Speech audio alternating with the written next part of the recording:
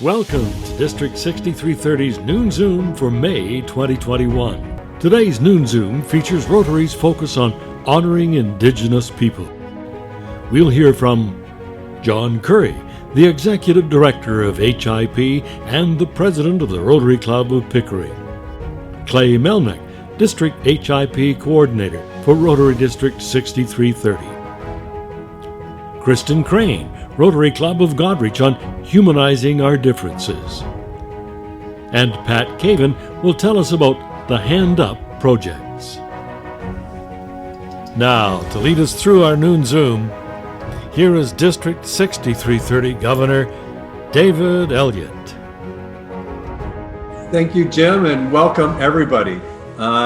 It's always great to see so many people showing up for our Noon Zoom. I thought with all this beautiful weather out there today, we might have a smaller crowd, but it looks like we've got a really great group. And I know there's a number of people who couldn't make it today because of other engagement, other employments that they're going to try to connect when we do the recording. A few months ago, I was contacted and asked if we would consider having an H.I.P. coordinator for our district.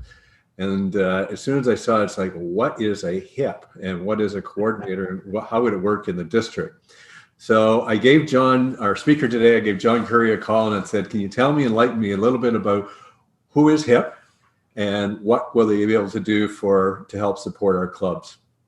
After having a great conversation and a better understanding of what H.I.P. is, I knew this was going to be a natural fit for our district and more specifically our clubs. As our clubs try to figure out how they can engage more members in different areas in their communities, H.I.P. gives us that opportunity to do it. And I'm pleased today to have John Currie, who's the president of the Pickering Rotary Club, but as well as he's the executive director of H.I.P.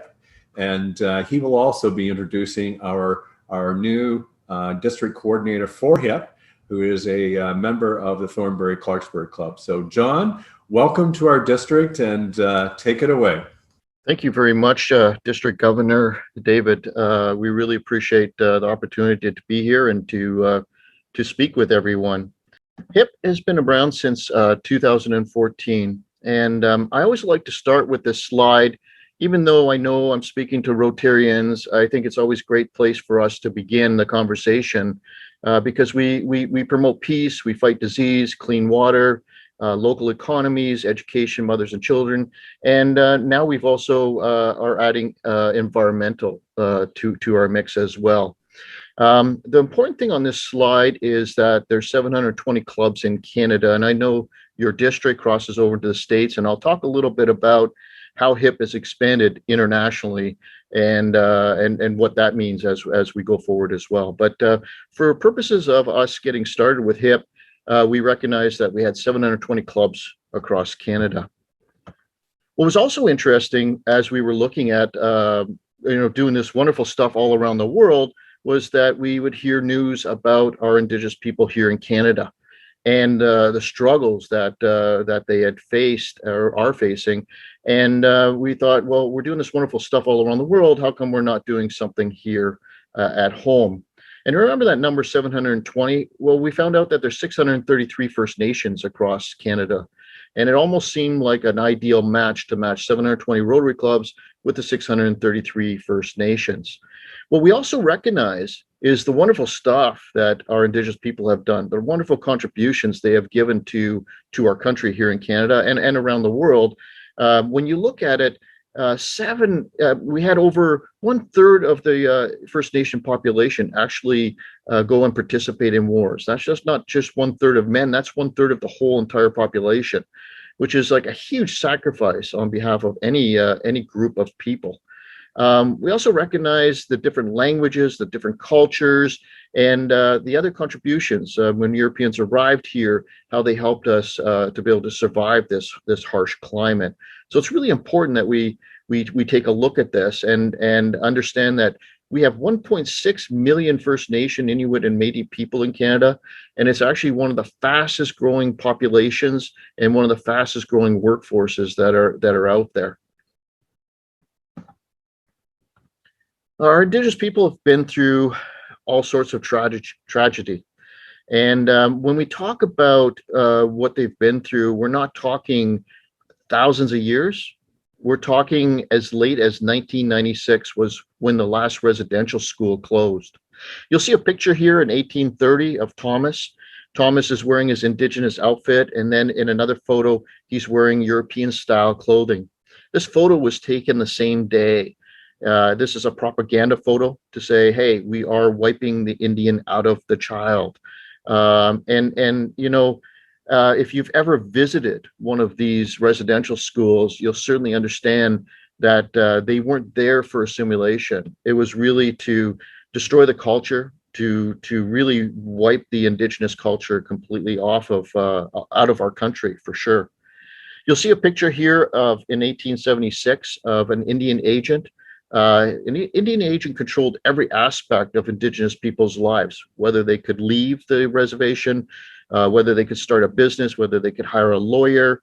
The last Indian agent didn't leave until the 60s from the reservations. And so up to that point, there was no education of adults of Indigenous people.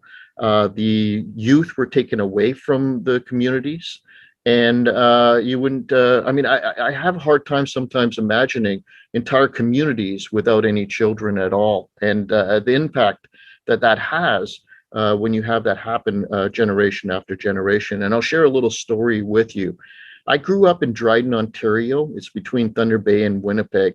It's a very, very small town. And the entire time I grew up, I didn't know that there was actually a residential school that was within 50 kilometers of my house, of where I grew up. This residential school was tucked away in the woods. It was actually on the far end of a lake. There were no roads into it. And when they brought the youth, the Indigenous youth, to this place, they would have to boat them in. There's no doubt in my mind that if you're trying to assimilate people, you wouldn't tuck them away in the woods. You would bring them to the very communities you're trying to assimilate them to, so that they can adjust, so that they can learn. But when you hide way back in the woods, no good can really come from it. There were many youth that went to that residential school that were never seen again. There are no burial sites. There's nothing. I was speaking to an Indigenous elder, someone who's my age. And when he was very young, he was about 4 years old. He was with his mom and dad at their home, at their camp on the lake, and a plane flew down. Two men got out of the plane as him and his brother were playing on the shore, and they picked up his brother and put his brother in the plane without ever speaking to his parents. His parents were only a short distance away from the shore, but they couldn't see where the kids were playing. And his brother, this elder, was speechless. He couldn't even scream. He was so scared. And he witnessed his brother getting into the plane and being flown away. The parents and this elder never saw that young man again. And that young man was actually taken to McIntosh Residential School, the very school I was speaking about. And back in the woods, nobody knows where he's buried. Nobody knows what ended up, how he ended up. And this went on for hundreds of years, where you're taking youth away, and you get this multi-generation trauma that's actually occurring today. And we're seeing the healing from all of those aspects. And again, the last residential school closed in 1996, within our lifetime here. Now, I'm not going to dwell on all the past and all the negative stuff that have happened. There's a lot of positive things that are happening today. Well, what's really important is to recognize that Indigenous people are still going through healing. They still have, aspects of that trauma that impact their life today. In 2014, we recognized here as Rotarians that we need to do something about it, but we weren't sure what we were going to do. And before doing anything, we actually began to do our research and our homework. We reached out to Indigenous elders and knowledge keepers, and we said, listen, if H.I.P were to get involved, what would it look like? And time again, it kept coming back about education. And I'll talk about this in a moment, because it's not just education of Indigenous people, but it was an education of non-Indigenous people, because many don't know the truth. Many don't know what actually has happened, because we've either heard propaganda or we've read news stories, and it's always been about, the poor Indigenous people whereas they haven't had an opportunity to really showcase and share and have a voice on their own beliefs, their own culture, and their own engineering and aspects that is so rich and beautiful. One of the greatest things we did as we were forming H.I.P, we made it a true partnership between Rotary and Indigenous people. So our board is actually 50% Indigenous and 50% Rotarian. And it is quite possible one day that it could be 100% Rotarian, because we are seeing trends where, as we're working together, Indigenous people are actually joining Rotary overall. We have 50% women, 50% men, and we're geographically dispersed from coast to coast. Here's a picture of our board, and these are all leaders in their own communities. Some of them you may even know from your Rotary travels, and they do stretch from coast to coast. And in fact, currently we're interviewing another board member who is from Inuit, the Inuit communities. And so we'll actually be able to cover coast to coast to coast within Canada. Within each district, we've been able to recruit district coordinators. And while we were on this journey, our focus was primarily Canada and reconciliation. But our model quickly got identified by other countries who also experienced colonialism, and they wanted to know what we were doing and how it was going. So we started to share our knowledge, share our processes, share some of the projects and things that we've been working on with other Rotarians around the world. And as you know, you plant a seed with Rotary, and in no time at all, the concept starts to be adopted by like-minded people. So we now have a coordinator down in Australia who's following a similar model. We have contacts within Hawaii, Arizona, Mexico, South Africa, Fiji, New Zealand, all starting to begin to work together. And it's not about dictating how to do something, but it's showing the model that we use and allowing each region or each district to begin to work with Indigenous people, because that's truly what our model is really about. It's not about a specific project. It's really about how you can come together within a community, and each community will be very unique in itself. Now, it's very interesting that our vision and mission was formed before COVID. You know, as we look at our vision today, it means even more today than ever before. When we talk about Indigenous and non-Indigenous and all people being interconnected and interdependent, if anything has really taught us that, COVID has. Our mission really is about social change and about building more strength within communities themselves and helping the next generation, which I'll talk about something very specific that we just launched last week in regards to youth. It was Ian Risley who said in 2018 at the conference here in Toronto that we work together because that is how we achieve. We leverage our contributions to do more together than we could ever do alone. And if there's any organization out there that does that extremely well, it's Rotary. And I would also argue that our Indigenous people have that equal number of connections worldwide. And as partners, if we partner together, there's some amazing things that we can do. So what does this all mean, and how do we go about doing it? Well, we've learned that it's not about doing things for Indigenous people. We've learned that it's doing things with Indigenous people. There's so much knowledge and wisdom that Indigenous people bring, and they have the ability to solve their problems. Sometimes they just need some additional support from resources that Rotary has.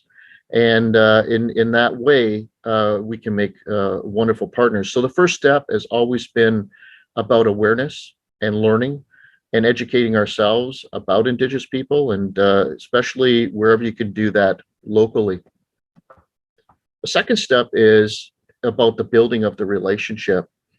You know, to reach out and invite Indigenous people to our events, to participate in their events, and to really truly get to know Indigenous people. We've seen communities that have never spoken to each other beginning to now work together because they held an event together. There was a Rotary Club that has access to a camp for people that are disabled. And the Indigenous chief, as they were having the very first conversation between the Rotary president and the Indigenous chief, said, hey, could we hold an event there? Because we have a lot of elders that can't get out on the water because they have diabetes and they're stuck in a wheelchair. Well, this camp had boats and pathways that were wheelchair accessible. And the Indigenous people brought the feast, and the Rotary had the park and helped facilitate the event. And together they had a wonderful, wonderful experience, one that led to them working on projects together and the actual community joining Rotary at the end of the day as well. So before jumping in and doing anything, which is sometimes hard for us Rotarians because it's in our DNA to actually, we hear something and we want to jump in and we want to make an impact right away and do something. The biggest impact we can make is just by building those relationships and making those friendships so that we can talk about how we might work together. Not as the next step, how we can work together. Locally, there's lots of projects that we can work together that we share a common interest in. In some cases, it might be water. In some cases, it might be homelessness. In most cases, it's something to do with community and the next generation. And we're finding that those projects then become a further way of solidifying the relationship and enjoyment as the community well-being begins to occur. I want to talk about a project we just launched last week, and it's an evolution of a number of different things. We adopted the RILA model. We included our experience with youth-to-youth engagements. For example, there's a picture here. I took 9 Toronto students to Moose Factory. The students here exchanged robotics knowledge for land-based education, and they continue that relationship today. Even despite COVID, they have been connected over video conference, and as they plan to go to university, both groups of youth are planning to attend similar universities because they've got friends who have similar interests. So we evolved the idea and the concept more around land-based and environmental education, and we're to the point that we're bringing 25 Indigenous and 25 non-Indigenous youth together over a course of a few days to learn land-based and environmental education. And the first of this series will actually occur in Ontario, in just above the Peterborough area. And we're very, very excited about it because it does a number of things for us.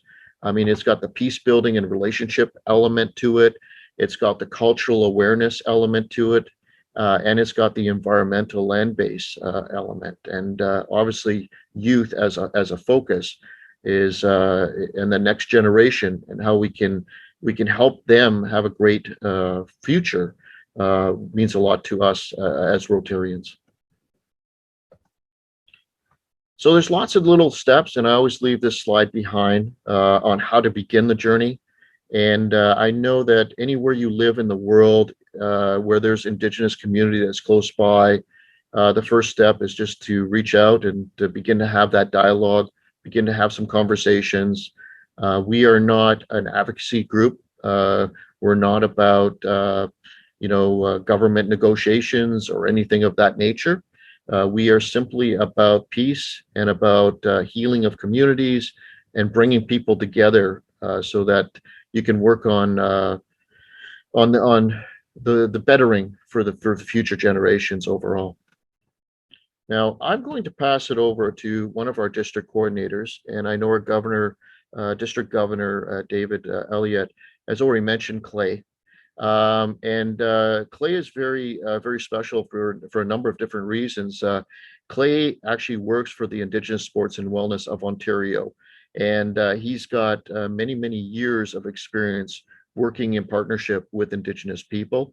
And I'm very happy to introduce Clay. And at the very end, Clay and I can then help answer any questions that you might have. So with that, I'll pass that over to you, Clay. Great. Thank you, John. I really appreciate it. And John, I'm really excited to be one of your newest members of the H.I.P team. So I'd like to just start on a personal level, if I could. And the picture there is Machu Picchu in Peru, and that was one of my lifelong goals, just to climb that mountain with a friend. So it was a 3-day trek, and we were successful. Although my breathing has never been the same since. But I love to travel. I have been fortunate enough to be involved with the Canadian Sport for Life, helping with physical literacy, both for Indigenous and non-Indigenous, and love to paddle, canoe, kayak, really enjoy it. Next slide, John, please. The scope of the portfolio for that we want to work on here contains really 3 parts.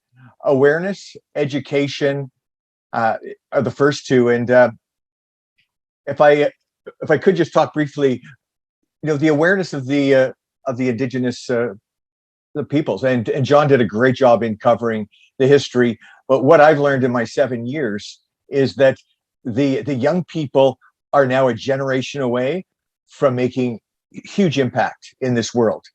They now have stepping stones through schools, through college, universities, all through Ontario, and I hope through the world, to be able to get their degrees.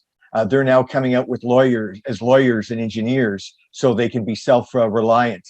So these young people are going to make a difference, and they're strong, and they really are able to walk in both worlds. From an education standpoint, what we want to do is to look at the Indigenous groups across the district, and to see how we could support them, how we might be able to integrate them and celebrate their culture and their activities. And lastly is, as John mentioned, there's a youth-to-youth program that H.I.P has, and also the organization that I work, we have a Standing Bear Leadership Program. So between those 2 youth programs, we're hoping to kind of bring that to communities across the district. So back in my community and the Rotary Club that I belong to, Thornbury, Clarksburg, several months ago, we had a great discussion, and the board of directors decided that they would have a new Indigenous director position. And that position would focus in on awareness, education, and relationship building. So again, I would offer that any communities across the district that have an Indigenous, either a need for education or Indigenous people, there's lots of ideas that we can share and look at some integration of programs and projects. Next slide, John, please. The last thing I wanted to mention is the formal relationship, and this is how I met John Currie. Well, I guess it was about 3 years ago. And John and I started to look at the H.I.P program, what they wanted to do. I was able to share with him what we were trying to do at ISWO. And our common ground was around working together around youth leadership. We felt that if we worked with young people, young Indigenous people, we could strengthen them and then broaden them out to be able to integrate with non-Indigenous youth. And then together, they will be better. So there were lots of other elements to our memo of understanding that we built, but that's how we got together. And again, we'll search for other organizations that we can work together with. Last slide, please, John. Lastly is, so this is just a little bit more about the organization that I work with. And so we're just in Ontario, and we service the 350,000 Indigenous people across the province. But what I wanted to leave you with is that what we try to bring them is wellness and sport. So, we try to help them in their development of their culture and sport development, and to try to grow the young people. Because if we have strong young people, then the future is bright. And what John always says is that if we can bring the Indigenous people together with the non-Indigenous people, it's endless what we can do. John and Clay, it gives me great pleasure to thank both of you for this wonderful presentation. I've been subscribing to the H.I.P newsletter for a number of years now and periodically share it with my club members, but I had no idea the scope to which H.I.P exists, and I want to thank you for bringing this message to us. I certainly hope that we can get so many more of our clubs within 6330 to sign on and start getting involved with our Indigenous community. We're very lucky here in Grey Bruce, that's where I live, is that we do have two First Nations communities. And so I'm hoping that we can extend our relationship with these communities and be able to do more and more and to do things together. So John and Clay, thank you very much for your presentation today. And it gives me great pleasure now to introduce to you Pat Cavan. Pat is our current Assistant Governor for Area 1. I've known Pat for a number of years because she has always been involved with youth, and she was involved with Youth Exchange, and she was involved with Interact within our district. So it gives me great pleasure to introduce Pat Cavan to you, who will be discussing the history and what we're doing in Hand Up. Pat, turn it over to you. Thank you, Don. Hand Up, I think many of you are familiar with. Hand Up is simply a committee of Rotarians from District 6330. There are about 12 to 15 currently on the committee, and Hand Up has been in existence for over 25 years. During that time, the group has completed over 2.5 million US dollars in projects.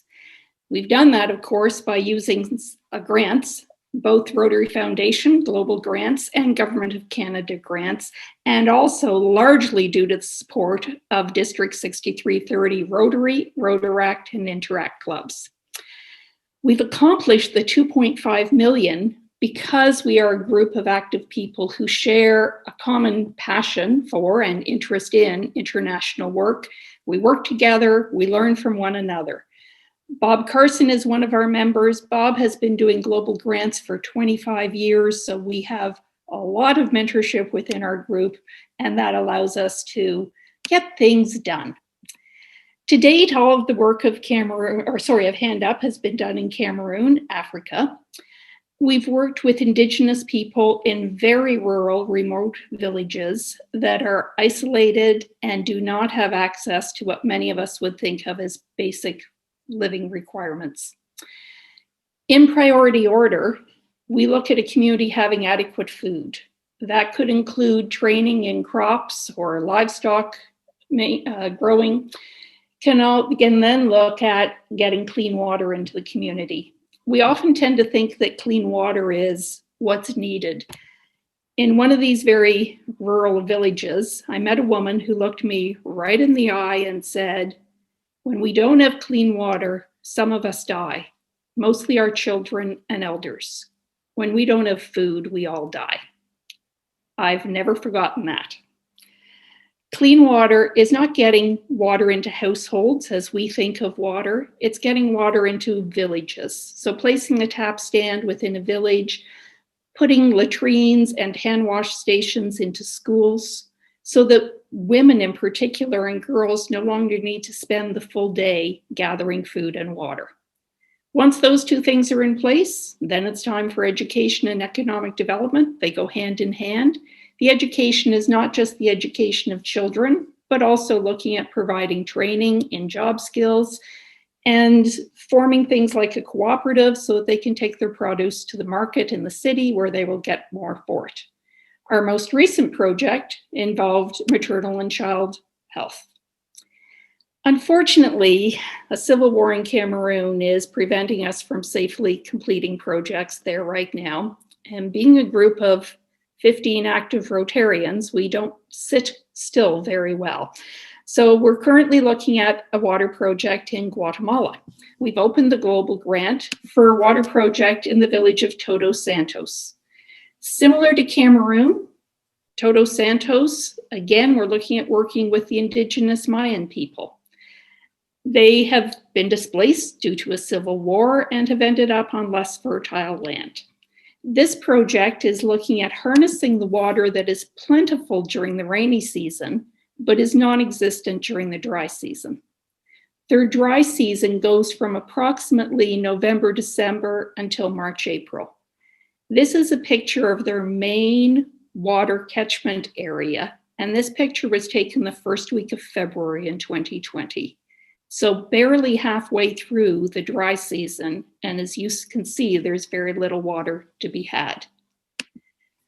The town owns the water source at the top of the mountain, and they already have pipes to get that water down to the town. But they have 2 very small cisterns and not enough containment to keep enough water on hand for getting them through those dry seasons. I love the name of our committee, Hand Up, because that's what we do. We provide a hand up to communities who themselves develop the project, monitor the project, put it in place. In addition to increasing the size of those catchment holding tanks, we're looking at putting new latrines into the school. As you can see, that's a necessity, and there's currently no hand wash station. So what can you do? Well, this project is a $35,000 to $37,000 US project. That would require about $12,000 to $14,000 in club funds that would be supplemented by grants in order to complete the project. Should you have any budget money remaining for this year and you'd like to do an international project, we would love to hear from you. And the advantage is we have the people who will do the global grant, who will do all of that. We already have the partnership with the Rotary Club of Huehuetenango on the ground in Guatemala. If you don't have some funds this year and would like to make us a priority for your incoming budget starting in July, that would be wonderful as well. And also, if you have interest in learning more about Hand Up and would like to become a member of our committee or simply find out more, please get in touch with any of us. Pat, on behalf of District 6330, I want to thank you very much for your presentation to us today. I, for one, have to say, after all the years of Rotary, had never heard of Hand Up, so I'm glad you were able to share that with us.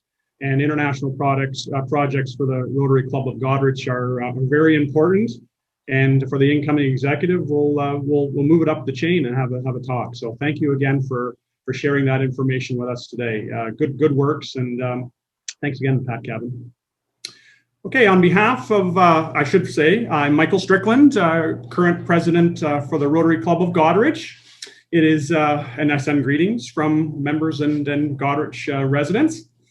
It's a pleasure to join everyone today, District 6330, all those participating. It is my pleasure to introduce one of our members, Kristin Crane. Kristin actually is a newer member for Goderich Rotary. She joined in September of 2019, but I've known Kristin for a number of years longer before when I had engaged with her at the county level for economic development and around affordable housing.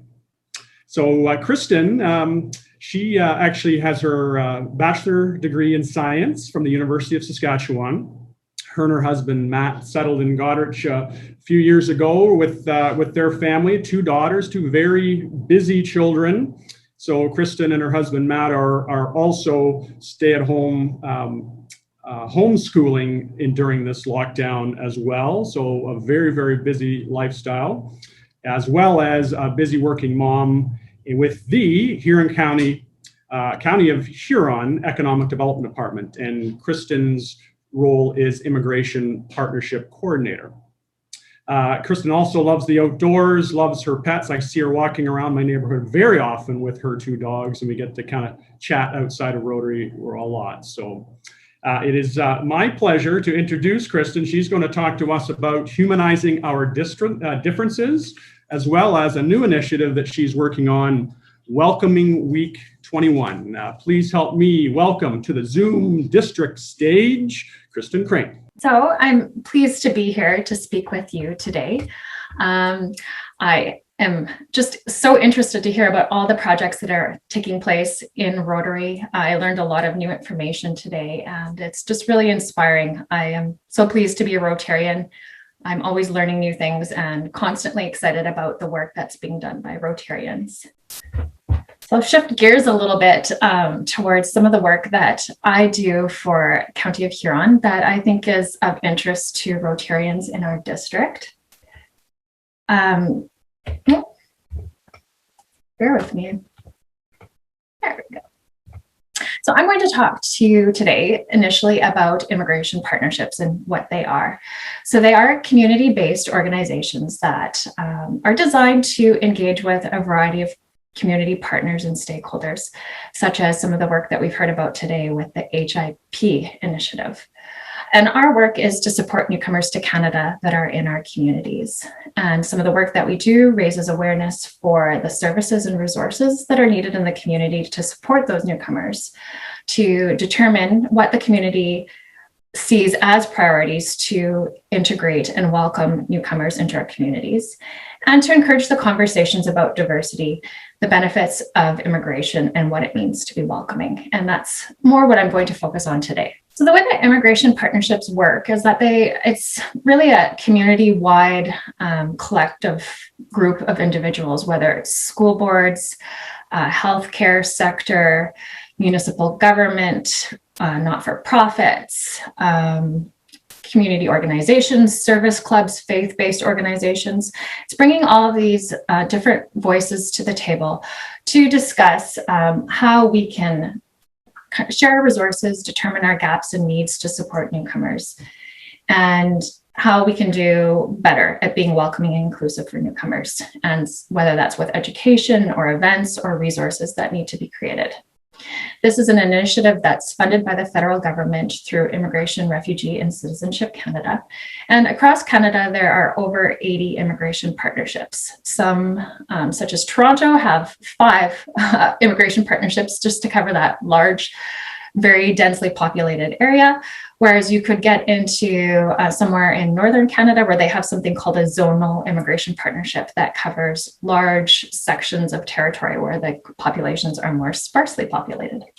And just to share some information, because District 6330 is such a large district, there are immigration partnerships for our districts in Canada that cover all of the clubs. So in addition to myself with the Huron County, we have a Sarnia-Lambton Immigration Partnership. We have the St. Thomas Elgin Immigration Partnership, London Middlesex Immigration Partnership, Grey Bruce Immigration Partnership, and Guelph Wellington Immigration Partnership. And if at any time you are interested in getting this contact information from me again, I'd be very happy to connect you to your local organization. And I just want to mention that each immigration partnership has their own priorities that their community has determined, but we all do have that common mandate. And we're all working on anti-discrimination, anti-racism projects. We are more recently becoming more involved in the general, call to action about representing or advocating for the voices for the Black, Indigenous, and people of color community. So although you wouldn't naturally think that an immigration partnership may be working for advocating for recognition of the Indigenous and acknowledgement of the Indigenous community and their contribution, that can be a connection to some of that work, or if you're looking at connecting with additional partners. So a recent project that the Huron County Immigration Partnership worked on was a 4-part panel series called Humanizing Our Differences. And this was our project to bring topics and conversation to the community that maybe weren't already happening, talking about sharing the lived experiences of newcomers and immigrants and Indigenous peoples, and talking about how we can do better to be a welcoming and inclusive community. We brought together local voices and regional voices, those that were community leaders, people with lived experience, and also leading equity experts from across North America to talk about inclusion.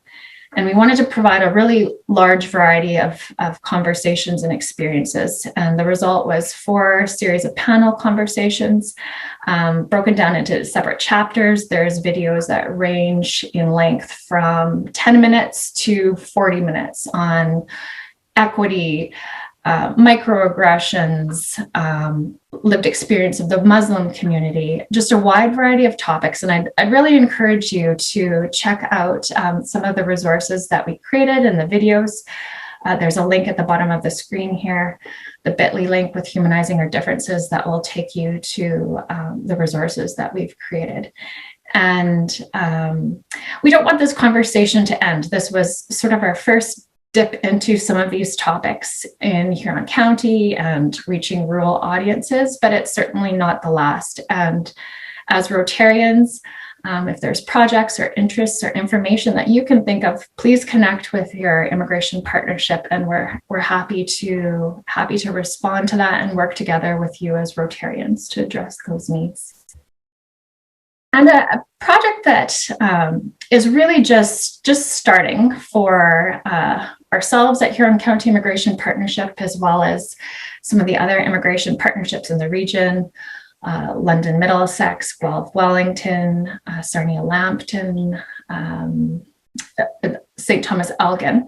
We recently learned about an initiative that Immigration, Refugee and Citizenship Canada launched in 2020 in Canada, as a part of their Immigration Matters campaign. And this is Welcoming Week. This is something that connects really strongly to our other Rotarians that are in across the border from us. And I thought this was a nice project to share with Rotarians, because it's something that maybe all of the clubs in 6330 could find relevant.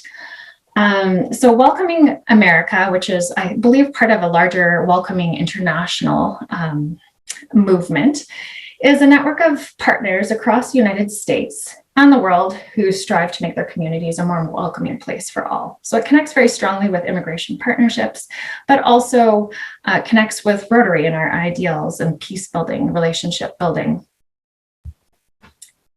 And I thought this could be a nice opportunity for Rotary, potentially, whether it's in 2021 or in future years as it spreads through Canada and becomes more and more well-known in the United States.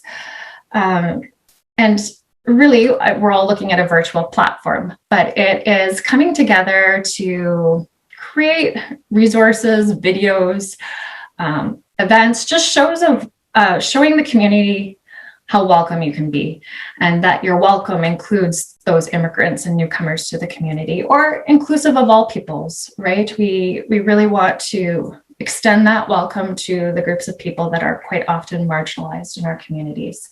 And as a participating organization, you're committing to promoting welcoming and inclusion as the core values for your community. This year, Welcoming Week takes place from September 10th to 19th, and the theme is Belonging Begins with Us. If this is something that a Rotary Club thinks could be interesting to participate in, whether it's a simple project of members recording greetings and sharing those via social media, it can be as simple as that. But the acts of welcome have to start somewhere, and the more that we share those and promote those amongst our community, us as leaders, as Rotarians, can really start to impact the community and actions that are taking place. And just again to highlight the similarities between Rotary and immigration partnerships and Welcoming America, it's promoting that goodwill and understanding and peace and being community leaders for a Rotary mission. And the welcoming standard is creating welcoming communities and places where people can thrive in that community and leverage the contributions of all residents. And for us at the Huron County Immigration Partnership, our mission is to connect and bring people together to build a welcoming place that attracts, employs, and supports newcomers. So there's lots of connections here that I think we could build off of. I thank you for your time, and I look forward to the continued conversations. And again, please feel free to reach out to me at any time if you have questions or would like further information. Thank you. Well, Kristin, thank you very much for your presentation. We don't have, at this point, any direct questions for you. We'll watch the Q&A to see if some of those come in. I wonder, Kristin, we're talking about involvement of clubs and the district and so on, but I wonder, are there things that we as individuals might do to begin the journey and then perhaps become more involved on a club or district level? For me, I'm a firm believer in getting that conversation started and not shying away from sometimes those difficult conversations that it may be with colleagues and coworkers or family members. and you really like leading by example, right? Talking about the inclusivity and the nature of programming at Rotary, right? How we extend the welcome to all people from the community, how we're working with people internationally. And really Rotary is built upon, you know, that equitable treatment where it's not that you're coming in, swooping in and saving somebody. You're coming in and sharing resources and knowledge, and you learn from them, they learn from you. And I think starting those conversations is really important. And quite honestly, a lot of focus is put on something called being an ally. And really that is being a leader, being an example, and stepping in and supporting people who may not always have the opportunity to have their voices heard, and being that advocate. And I think that's something that Rotary does really well, and we should be proud of ourselves and talk about it more. And as we talk about it more, I think the community becomes involved. So Rotary is a great thing made up of great individuals. So I see there's lots of potential. So we would ask anyone who has a question to post it in the Q&A area, and we'll bring that question forward to our participants. We have a question here right now for Pat Cavan. The question is, has the Hand Up group considered scaling up its programs? Rotary International has recently encouraged us to move bigger, usually a multi-year development. So Pat, perhaps you can address this question. Absolutely. Thanks, Jim. So Hand Up frequently remains in the same village or area for a number of projects to build sustainability within that community. Perhaps it's best explained through a story from one of my trips to Cameroon, where we were in a village where there had been water provided, some training in food prior to that, and also some economic development programs. I was speaking with a woman and asked her if these projects had made any difference in her life. And she, smiled and said, yes, they now had sufficient food and water. Thank you. But then her eyes just lit up and she grabbed me by the hand and she said, oh, but my daughters. And she literally marched me across the village to her younger daughter's hairstyling shop. Both the girls, when the economic development was taking place, had taken hairstyle training. The elder daughter had moved to the city. The younger one had stayed in the village. Mom's comment to me was, my daughters can look after themselves. They can decide if and when they will have children and who they will marry. And that just struck me as just such basic things in our society. And for her, it was something she was so thankful for. So that's our goal, is to make people independent. And we go in, we kind of say we go in, we give that hand up, and then we want to go out and let them be self-sufficient and let them take that to the next village and move forward. Thank you, Pat. Now, to get the other open questions here right now, we had one for Clay and for John, and I'm going to go back to that now. Clay and John, and either one of you or both can answer this question. What do you see as the priority in terms of increasing awareness of the Indigenous peoples? And John, perhaps you could start with that question. No, thank you, Jim. Thank you for the question. It's an important question because often, as I was mentioning before, Rotarians, we like to jump in and looking to solve problems. And this requires a much different approach. It requires taking a step back, taking an inventory of what we know, what we understand, and educating ourselves. Quite often, we, as people go through our Indigenous cultural safety education, they walk away going, how come this wasn't taught in school? How come, we didn't learn this before now? And it changes their approach when working with Indigenous people. And the focus then becomes on the building of relationships. We find that when you are working on something that is a shared interest or a common challenge, that becomes a vehicle for relationship building, because you are both doing something that's going to benefit the community as a whole, Indigenous people are very similar to Rotarians. In fact, I think that's why that partnership is so great, is because we both believe in community, we both believe in peace, we both believe in fresh water, and we both believe in the next generation. And so it makes that relationship a very easy one when we're focused on those type of aspects. So I know that's a little long-winded, Jim, but I hope that I covered it there. Long-winded is just simply making sure that we get all of the details. And we all know that we never get the answer the first time we hear it. Sometimes the second or third time is when it lands on us. Now, there was a question as to who the HIP district coordinator is for our district. So this is an opportunity for Clay to step forward, because Don Moore had answered and said that Clay is the representative. But can Clay, can you address that and your role? I absolutely can. And so I'm new to HIP. I'm the newest regional or district coordinator. So, but I bring a fair amount of Indigenous experience. And just to add to John's comment earlier, what I found in my work is that it's all about the youth. And I think John would agree with this, is that the young people are wanting to make a difference.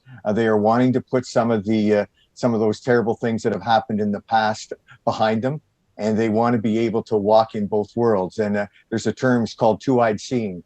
And, they want to make sure that, they have a fresh look, and they have education, and they have a knowledge of what's going on in the world.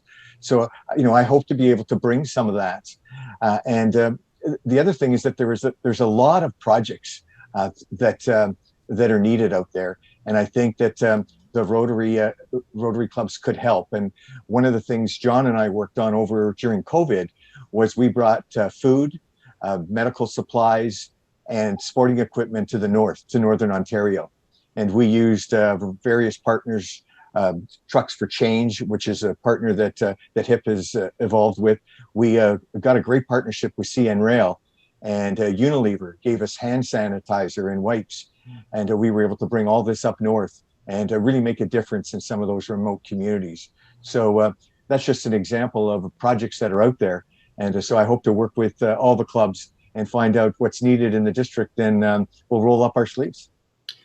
Clay, perhaps you could address that club participation. And if clubs don't have a representative, how would they go about establishing a representative of their club, and then coordinating whatever efforts seem to be needed on the local level with what's happening with the district? And what sort of assistances do you anticipate setting up from the district to help the individual clubs? Jim, a great question, and I'm going to defer it to the boss, which is John, and I think John is the right one to answer that. John. Sneaky way out. Sneaky way out. Yes, if the club already has an Indigenous Services or Indigenous Relationship Committee, please reach out to Clay, and he'll begin to have meetings with each of them, and even start to share information back and forth. If you do not have one, likewise, please reach out to Clay. Clay and I, we are both here to help you in the building stages of it, and we can help guide you through. We will share with you how others have approached it. They're not cookie pattern. So each club and each region will be very unique, but we certainly can help you along that journey. We have a number of different tools that we use. We have Change the Narrative events. We have opportunities to speak with Indigenous elders and knowledge keepers and leaders. Just a whole host of resources available to us. Please reach out. The first step might be even just going to our website, joining HIP. It's free to do, free for an individual, free for a club to do. So please start there, and by all means, give us a call. John, I don't know whether this is fair to ask you to do within about 30 to seconds to a minute, but you mentioned the Change the Narrative event. Can you just describe what would happen in that very briefly, and why it might be important? So if you're at the very beginning stages and you've never engaged with Indigenous people before, and which most people have not, and that's been our experience, is that in many cases, they've never even had a conversation with an Indigenous person. A change in narrative event is a very logical first step. We started this quite a few years ago. We were partnered with First Contact, which is a series that appeared on APTN. It follows 6 non-Indigenous people who have attitudes towards Indigenous people as they journey in and stay with Indigenous people. You can actually view these episodes for free on APTN network. That's Aboriginal People's Television Network. What we've done, and the first one that we hosted was actually in Winnipeg at the Human Rights Museum. We had an audience of 250 people. Half of it was Indigenous, half were Rotarians. We watched a 40-minute episode of the first series, the first episode, which is 40 minutes without commercials. And then afterwards had a panel discussion with 3 Indigenous elders and knowledge keepers. We've done all sorts of these type of events across Canada, and they work really well and give the audience an opportunity to ask questions of these elders. John, thank you very much. That does give us a picture of where we can start. And the whole day has, this meeting has given us some ideas of where we can start and how we can participate in honoring Indigenous peoples.